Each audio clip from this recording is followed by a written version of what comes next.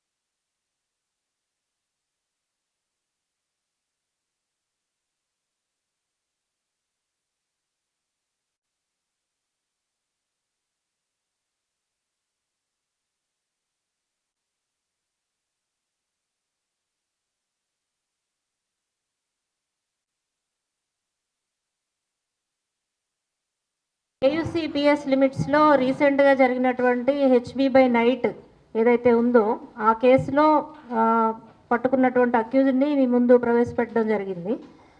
ఇది చూసినట్లయితే ఇతని పేరు సబ్బాని రంజిత్ అని చెప్పేసి ఇతను 24 years old. Father name Anjaiah. ఇతను ఏంటంటే మేస్త్రిగా పనిచేస్తాడు, మేసను.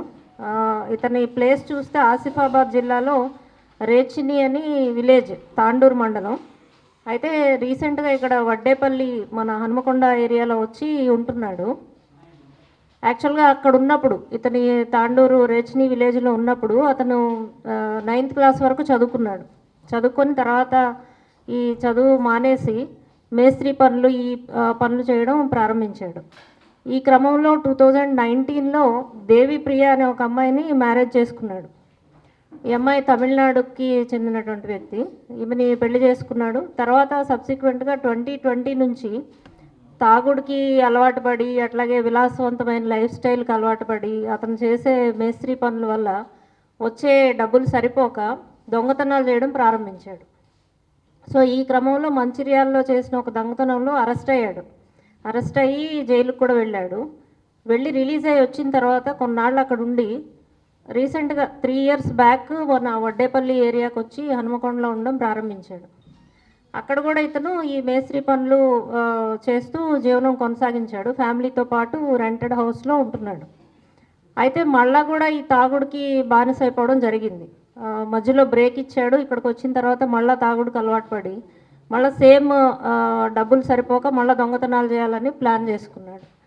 సో ఈ క్రమంలో ఏం జరిగిందంటే మనకి ఈ కేసు చూస్తే డిసెంబర్ 12వ తారీఖు నైట్ ఒక ఫ్యామిలీ 8 o'clockకి వాళ్ళు ఇల్లు లాక్ చేసుకొని వెళ్ళడం గమనించాడు. ఇతను బయటకు వెళ్ళి వస్తున్న క్రమంలో ఇల్లు లాక్ చేసుకొని ఫ్యామిలీ కారులో వెళ్ళడం అనేది గమనించాడు. గమనించి వాళ్ళు అట్లా వెళ్ళిన వెంటనే ఈ ఇంటికి వెళ్ళి లాక్ బ్రేక్ చేసి ఇంట్లోకి వెళ్ళి అల్మరా ఉంటే దాన్ని కూడా బ్రేక్ చేసి అందులో ఉన్నటువంటి గోల్డ్, అట్లాగే క్యాష్, అట్లాగే మొబైల్ ఫోను, ఇంట్లో ఉన్నటువంటి మొబైల్ ఫోను, 4 బంగారు గాజులు, 40,000 రూపీస్ క్యాష్, అట్లాగే ఒక మొబైల్ ఫోన్ కొత్తది కూడా దొంగిలించడం జరిగింది. ఇవన్నీ తీసుకొని వెళ్ళిపోయాడు. సో వీటి మీద మనకి కంప్లైంట్ వచ్చింది కేయూసీపీఎస్ లిమిట్స్లో. ఏంటి అని అంటే ఈ వెంకటేశ్వర కాలనీలో 100 ఫీట్ రోడ్ దగ్గర ఉంటారనమాట ఈ ఫ్యామిలీ. సో వాళ్ళు కంప్లైంట్ చేశారు మనకి. ఏంటంటే మా దగ్గర మా ఇంట్లో 25 తులాస్ గోల్డ్ ఆర్నమెంట్స్, 40,000 క్యాష్, అట్లాగే ఒక కొత్త మొబైల్ ఫోన్ కూడా పోయినాయి అని చెప్పేసి మనకు కంప్లైంట్ ఇచ్చారు. ఇచ్చినప్పుడు మనం ఎఫ్ఐఆర్ రిజిస్టర్ చేసి ఇన్వెస్టిగేషన్ స్టార్ట్ చేసాం. CP Warangal Sanpreet Singh sir IPS వాళ్ళ సార్ యొక్క ఆదేశాల ప్రకారం మన క్రైమ్స్ అడిషనల్ డీసీపీ బాలస్వామి గారు, అట్లాగే ఏసీపీ క్రైమ్స్ సదయ్య గారు, అట్లాగే వాళ్ళ సిసిఎస్ టీం అందరూ కూడా ఇన్స్పెక్టర్స్, అట్లాగే మన ACP Hanamkonda, KUC inspector Ravikumar, వీళ్ళందరూ కూడా టీమ్స్గా ఫామ్ అయ్యి ఇన్వెస్టిగేషన్ అనేది ప్రారంభించడం జరిగింది. అక్కడ ఉన్నటువంటి క్రైమ్ సీన్లో ఉన్న ఆధారాలు, అట్లాగే మొత్తం టెక్నికల్ ఎవిడెన్స్ అంతా కూడా వెరిఫై చేసి ఇన్వెస్టిగేషన్ అనేది చేశారు. సో ఈ ప్రాసెస్లో మనకి ఈరోజు ఎర్లీ అవర్స్లో మన కేయూసీ లిమిట్స్లో వీళ్ళు వెహికల్ చెకింగ్ చేస్తున్నప్పుడు ఈ అక్యూజ్డ్ని అప్రహెండ్ చేయడం జరిగింది. సో పట్టుకొని తీసుకొచ్చి అతను ఇంట్రాగేషన్ చేసినప్పుడు మనకి ఓన్లీ 4 బ్యాంగిల్స్, 40,000 క్యాష్ తీసుకున్నట్టు రివీల్ చేశాడు. సో కంప్లైంట్లో మనకి ఏంటంటే 25 తులాస్ గోల్డ్, అట్లాగే క్యాష్ ఇవన్నీ పోయినట్లు కేసు బుక్ చేశాము, ఇన్వెస్టిగేషన్ చేశాము. అక్యూజ్డ్ని పట్టుకున్న తర్వాత మనం ఇంట్రాగేషన్లో పోయినటువంటి అమౌంట్కి సంబంధించి డిఫరెన్స్ కనపడింది. సో అప్పుడు మన ఇన్స్పెక్టర్స్ ఈ టీం అంతా కూడా కంప్లైనెంట్ తోటి క్రాస్ చెక్ చేశారు. అక్యూజ్డ్ని ఎంత మనం ఇంట్రాగేట్ చేసినా అతని దగ్గర రికవరీలో కూడా మనకి only 4 gold bangles, cash, mobile మాత్రమే దొరికినాయి. మీరు వెరిఫై చేసుకున్నారా కరెక్ట్గా అని చెప్పేసి వాళ్ళని అడిగినప్పుడు వాళ్ళు ఇంట్లో మేము వెతికి చూస్తామని చెప్పేసి చూసి మిగిలిన బంగారం అంతా ఉంది అని చెప్పేసి చెప్పడం జరిగిందనమాట. సో దాని బేసిస్ మీద ఈ గోల్డ్, ఇప్పుడు మీకు చూపిస్తున్నటువంటి గోల్డ్, క్యాష్ ఇవన్నీ కూడా రికవర్ చేసి ఇతన్ని రిమాండ్కి పంపించడం జరుగుతుంది. సో ఈ సందర్భంగా ఏంటంటే ఇది గ్రేవ్ ప్రాపర్టీ అఫెన్స్గా మేము నమోదు చేసుకొని ఇన్వెస్టిగేషన్ చేశాం. 25 తులాస్ గోల్డ్, అట్లాగే క్యాష్ ఇవన్నీ పోయినాయి అని చెప్పేసి. సో ఈ కంప్లైనెంట్ ఏంటంటే కొన్నిసార్లు ప్రజలు ఏం చేస్తున్నారంటే మన దగ్గర పోయింది 10 లక్షలు పోయినాయి అని చెప్తే కనీసం 1 లక్ష రూపాయలైనా దొరికితే ఇస్తారు అని అనుకుంటున్నారు. కానీ అది ఒక మిస్కన్సెప్షన్ అనమాట.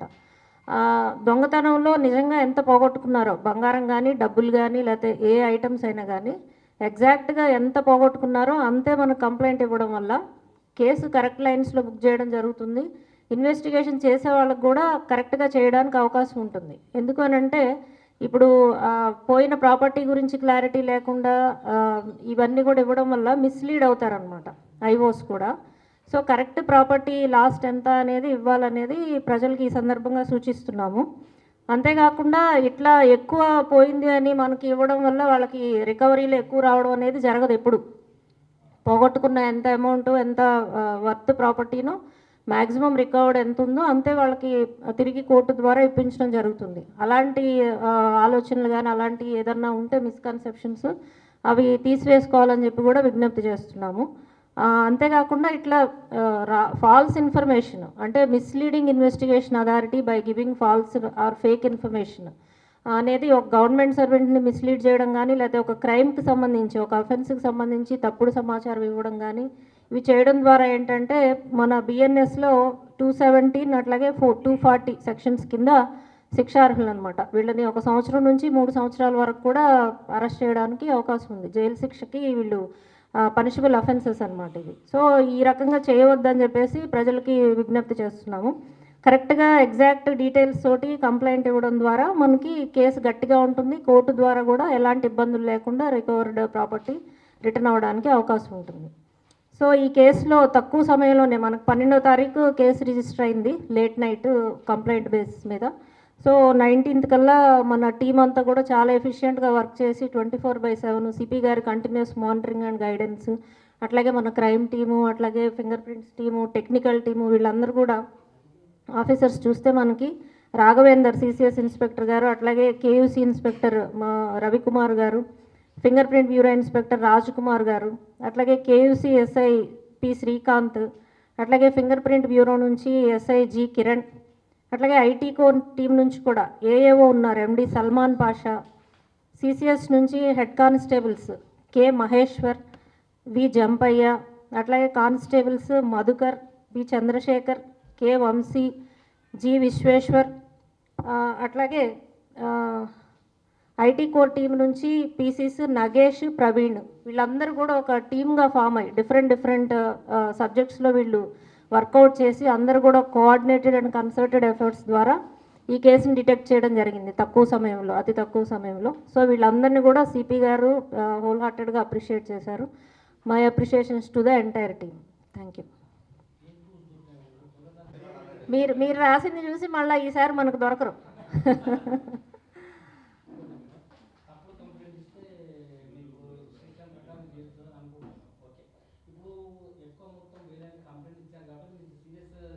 తర్వాత కూడా 2 కేసులు బుక్ అయినాయి, హెచ్బి బై డే కేసులు. సో అవి 2 కూడా అంతే సీరియస్నెస్తో చేసి ఇప్పుడు వాటిల్లో కూడా క్లూస్ ఐడెంటిఫై చేస్తున్నాం. ఏ కేసు అయినా సేమ్ సీరియస్నెస్తో జరుగుతుంది.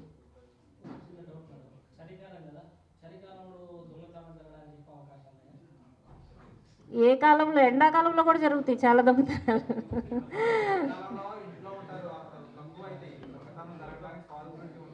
అంటే జనరల్గా మేము చూస్తే ప్యాటర్న్ ఏంటంటే ఇళ్ళ దగ్గర ఉండకుండా ప్రజలు సెలవులకి లేకపోతే పండగలకి లేకపోతే ఎలక్షన్స్ ఏదో ఒక సందర్భంగా ఇంట్లో ఉండని సమయం చూసుకొని దొంగతనాలు చేస్తున్నట్టుగా మా యొక్క ఇదనమాట. ఈ కొన్ని కేసెస్లో చూసాము, కొంతమంది ఏంటంటే ఫర్ ఎగ్జాంపుల్ సెకండ్ షో మూవీకి వెళ్తారు, వెళ్ళి వాళ్ళు మేము ఇక్కడ మూవీ చూస్తున్నాం సెకండ్ షో అని ఫోటో తీసుకొని దాన్ని వాట్సాప్ స్టేటస్ పెడతారు. ఆ స్టేటస్ చూసి మేము కొన్ని కంప్లైంట్స్లో చూస్తే ఒక 100 మంది పైనే చూసారు ఆ స్టేటస్. దానిలో ఎవరో ఒకళ్ళు వచ్చి కూడా ఇల్లు లాక్ బ్రేక్ చేసి తీసుకెళ్ళొచ్చు. సో ఇట్లాంటివి చేయొద్దని చెప్పి కూడా ప్రజలకు విజ్ఞప్తి చేస్తున్నాం. అంటే మనమే దొంగ చేతికి తాళం ఇచ్చినట్టు అయిపోతుంది. సో మనం లేము ఇంట్లో అనేది క్లియర్గా పెడుతున్నాం అనమాట. సో ఇలాంటివి కూడా చేయకూడదు. వాట్సాపే కాదు, ఫేస్బుక్ ఆర్ ఇన్స్టాగ్రామ్ వేరెవర్ ఎందులో అయినా సోషల్ మీడియాలో షేర్ చేసుకోవడం ఏంటంటే ప్రమాదాన్ని ఆహ్వానించినట్టే.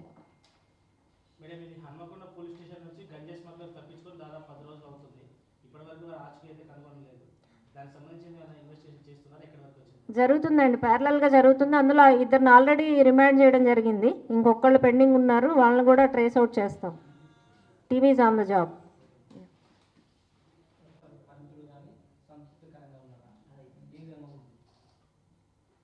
నా వరకు నేనైతే సెంట్రల్ జోన్ డీసీపీగా చేయడం అనేది ఒక అవకాశంగా భావిస్తున్నాను. దీనిలో బెస్ట్ పాసిబుల్ ఎఫర్ట్స్ అన్నీ పెట్టి క్రైమ్ కంట్రోల్ చేయడం కానీ, డిటెక్ట్ చేయడం కానీ, లా అండ్ ఆర్డర్ మెయింటైన్ చేయడం కానీ ఇవన్నీ కూడా చేస్తాను. ఇంతకుముందు చేసిన వాళ్ళందరూ కూడా బాగా చేయబట్టే ఇంత పీస్ఫుల్గా అందరూ ఉన్నాము. సో నా వరకు నేను నా బెస్ట్ ఎఫర్ట్స్ పెట్టి చేయడానికి ప్రయత్నం చేస్తాను. ఏ జోన్లో ఎవరున్నా కానీ వాళ్ళ బెస్ట్ ఎఫర్టే పెడతారు. ఈస్ట్ జోన్ కానీ వెస్ట్ జోన్ కానీ ఎవరైనా కానీ అది ఒక్కొక్క ఆఫీసర్ ఒక్కో రకంగా చేస్తారు. నేను నా పద్ధతిలో నేను చేస్తాను.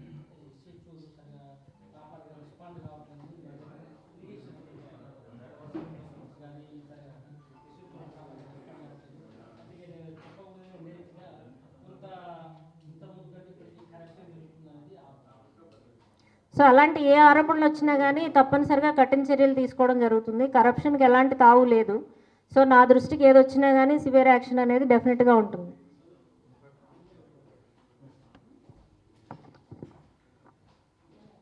ఓకే, థ్యాంక్ యూ అండి.